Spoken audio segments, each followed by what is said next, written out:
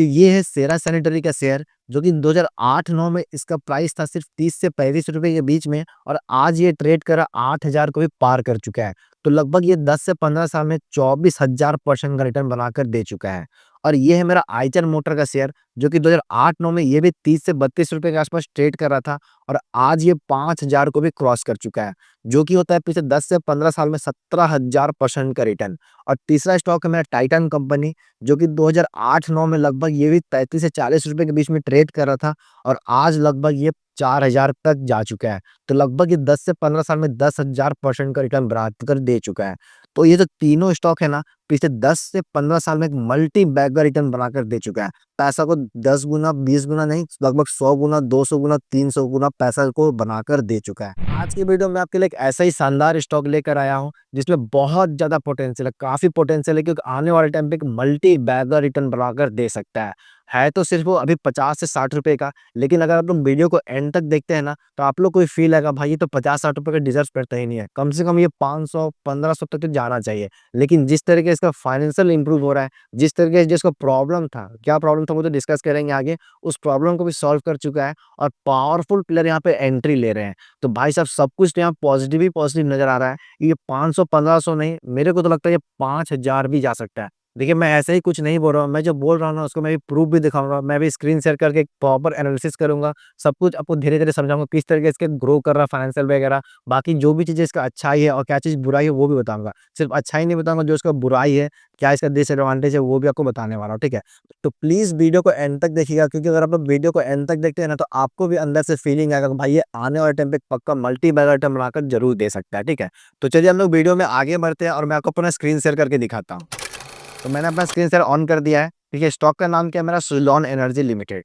Company का market cap कितना है, 71,000 करोड़ के आसपास का है। बहुत ही बड़ा कंपनी है, इसको लार्ज कैप में इंक्लूड कर सकते हैं। अब सबसे मेन जो होता है स्टॉक का पी, यानी स्टॉक महँगा है कि सस्ता है। देखिए, स्टॉक का पी 61 का है और इंडस्ट्री पी 52.9 का है, यानी कि इंडस्ट्री पी से ज़्यादा है। तो ऐसे में लग रहा होगा कि स्टॉक पी काफ़ी महँगा है, 60-70 का पी है तो काफ़ी महँगा होगा। लेकिन अगर आप लोग ऐसे पी रेशियो को देखते हैं तो ऐसा देखना बंद कर दीजिए। मैं जो कुछ बताने वाला हूँ आप लोग वैसे देखिएगा, ठीक है? थोड़ा-सा नीचे आइएगा, देखिए यहाँ पे पी रेशियो का ऑप्शन देखिए, उस पे क्लिक कीजिएगा। अब देखिए यहाँ पे जो मीडियन पे जितना दिया हुआ रहेगा ना, मीडियन पे कितना 106 का, और करंट पे कितना चल रहा है सिर्फ 60 के आसपास का। तो जब भी आप लोग यहाँ पे कहीं पे लिख लीजिए या फिर नोट डाउन कर लीजिए, जब भी करंट पी मीडियन पी से नीचे है तो सस्ता माना जाता है, ठीक है? यानी कि पी के बेसिस पे स्टॉक उतना महँगा नहीं है, सस्ता ही है। अब सबसे मेन आता है डेब्ट इक्विटी कितना है, डेब्ट इक्विटी 0.06 का है। निगम कितना होना चाहिए, 0.2 होना चाहिए, और कंपनी के ऊपर डेब्ट कितना है, 277 करोड़ के आसपास है। भाई 70,000 करोड़ का कंपनी है और डेब्ट कितना 277 करोड़ का सिर्फ है। अब देखिए प्रॉफिट वगैरह किस तरीके से इंप्रूव कर रहा है। तो देखिए सेल्स पे ध्यान दीजिएगा। मार्च 2013 में 18,000 करोड़ के आसपास सेल था, फिर 20,000 हो गया, और आज कितना है, लगभग 9,000 करोड़ के आसपास सेल्स है। तो आप लोग सोच रहे हैं भाई तुमने तो कहा कि इसका प्रॉफिट वगैरह सब कुछ बूम कर रहा है, बहुत ही अच्छे तरीके से ग्रो कर रहा है, लेकिन क्या यहाँ पे सेल्स तो आधा हो गया है? लेकिन ऐसा नहीं है भाई, थोड़ा-सा और डिटेल में देखिए। ये 18,000 करोड़ का सेल्स था, फिर 20,000 गया, अब यहाँ से जो डिक्लाइन होना स्टार्ट हुआ है ना, 19,000, 9,000, फिर 12,000, 8,000, 5,000, और 2020 में तो 3,000 करोड़ के आसपास आ गया था। लेकिन यहाँ से जो ये कमबैक किया है ना, यहाँ से जो ये इम्प्रूव किया 3,000 करोड़ से देखिए 3,300, फिर 6,500, फिर 5,900, फिर 6,500, और अभी ये 10,000 करोड़ के आसपास का सेल्स पहुँच चुका है। समझ गए कि किस तरीके से कमबैक कर रहा है। स्टार्टिंग में बहुत ज़्यादा था, फिर डिक्लाइन किया, डिप किया, फिर वहाँ से धीरे-धीरे करके कमबैक कर रहा है। सेम केस ऑपरेटिंग प्रॉफिट का है। देखिए जब ये सेल्स इंप्रूव कर रहा था, यहाँ पे लॉस मेकिंग कंपनी था, ऑपरेटिंग प्रॉफिट लॉस है, लॉस है, लॉस है। देखिए 2020 तक ये लॉस मेकिंग ही था। यहाँ पे देखिए यहाँ से जो कमबैक स्टार्ट किया है ना 2021 से, 500 करोड़, फिर 900, फिर 800, फिर 1,000, और अभी अब 1,500 करोड़। तो भाई साहब किस तरीके से कमबैक कर रहा है आप लोग भी देख सकते हैं। सिर्फ 3-4 साल में लॉस मेकिंग से एक बहुत ही अच्छा प्रॉफिट मेकिंग कंपनी बन चुका है। अब उसको हम लोग लास्ट चीज़ देखते हैं, नेट प्रॉफिट किस तरीके से इंप्रूव कर रहा है। देखिए स्टार्टिंग में इसका लॉस मेकिंग था, 2020 तक, आई थिंक 2020 तक ये -2600 करोड़ का लॉस था, और आज देखिए 1100 करोड़ का प्रॉफिट हो रहा है। यानी कि पिछले 3-4 साल में बहुत ही अच्छे तरीके से इंप्रूव कर रहा है। इतना समझ में आ गया? अब देखिए सबसे मेन आता है इसका बैलेंस शीट। अभी जो मैं आपको बताने वाला हूँ ना बहुत इंपॉर्टेंट है। इसी में रीज़न छिपा हुआ कि क्यों ये मल्टी बैगर रिटर्न बन सकता है। मैं क्यों बार-बार कह रहा हूँ कि मल्टी बैगर रिटर्न बन सकता है, ठीक है ना? देखिए कंपनी का बोरोइंग देखिए, बोरोइंग क्या था, लोन कितना कंपनी के ऊपर है। देखिए 2013-14 में कंपनी के ऊपर लोन था 15,000 17,000 के आसपास था, लगभग 18,000 तक लोन पहुंच चुका था।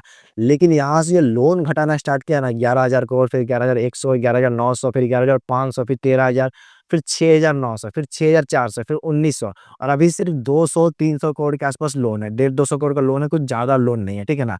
लेकिन देखिए, ये कोई लोन लोन नहीं है। ये जो बोरोइंग 200 करोड़ का दिख रहा है, ये एकदम डेब्ट फ्री कंपनी। क्यों? देखिए, कंपनी के पास रिजर्व पड़ा हुआ है 1700 करोड़ के आसपास का।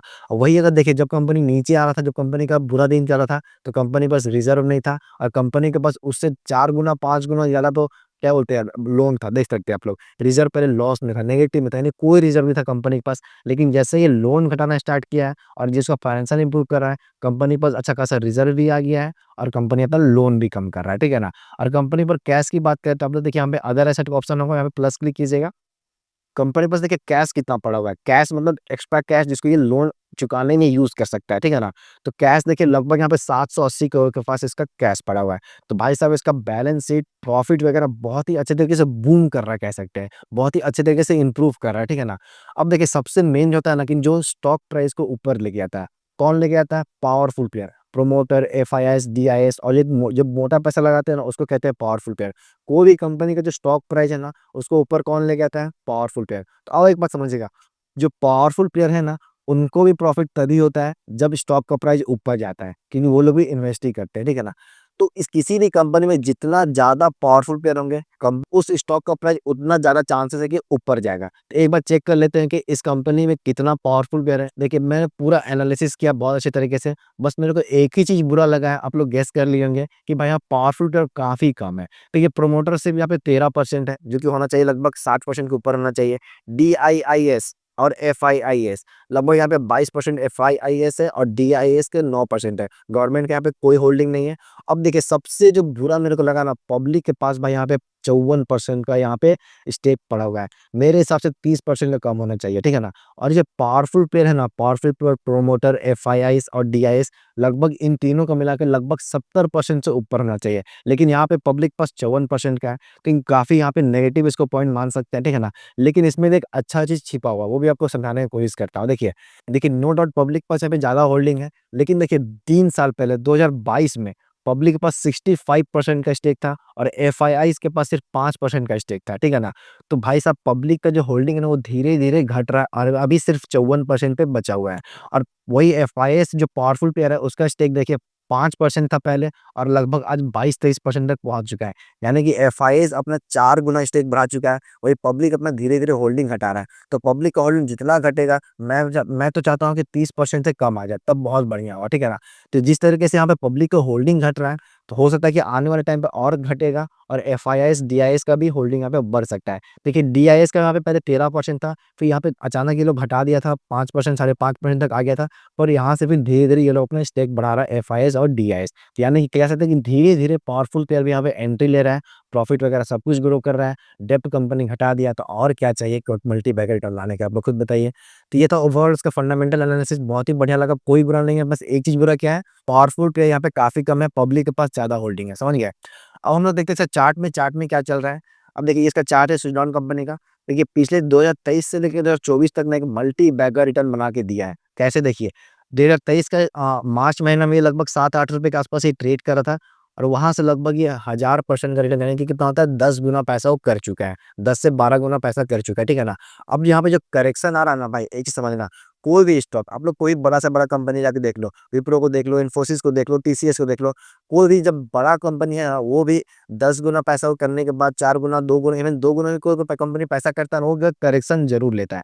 तो भाई ये सब 10 गुना पैसा वो कर चुका है, तो करेक्शन ले रहा है। नीचे आ रहा है, आने तो अच्छी बात है, नीचे आएगा तो और सस्ता में खरीदेंगे, क्योंकि तो प्रॉफिट भी तो कोई डिक्लाइन नहीं हो रहा है, डेप्थ तो कम ही कर रहा है, पावरफुल प्लेयर एंट्री कर रहे हैं, तो फिर गिरने से तो फायदा है ना।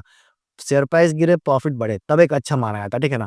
तो नीचे गिर रहा है, तो आप लोग यहाँ पे एंट्री ले सकते हैं, लेकिन कब जाएगा ये कोई नहीं बता सकता है। लेकिन जिस तरीके से फाइनेंशियल इंप्रूव हो रहा है, जिस तरीके से डेप्ट कम हो रहा है ना, चांसेस बहुत ज्यादा है कि ये मल्टी बैगर रिटर्न या फिर बहुत ज्यादा रिटर्न आपको बनाकर दे सकता है। तो अभी भी आपको कुछ डाउट है तो कमेंट बॉक्स में पूछ सकते हैं, या फिर किसी भी स्टॉक को, सुजलॉन को छोड़िए, कोई भी स्टॉक के बारे में आपको जानना है तो आप लोग कमेंट बॉक्स में पूछ सकते हैं। मैं उस स्टॉक के ऊपर मैं एक नेक्स्ट वीडियो बना दूंगा, ठीक है ना। तो आज के वीडियो में बस इतना ही रखते हैं, मिलते हैं नेक्स्ट वीडियो में किसी नेक्स्ट शेयर के साथ। तब तक के लिए बाय।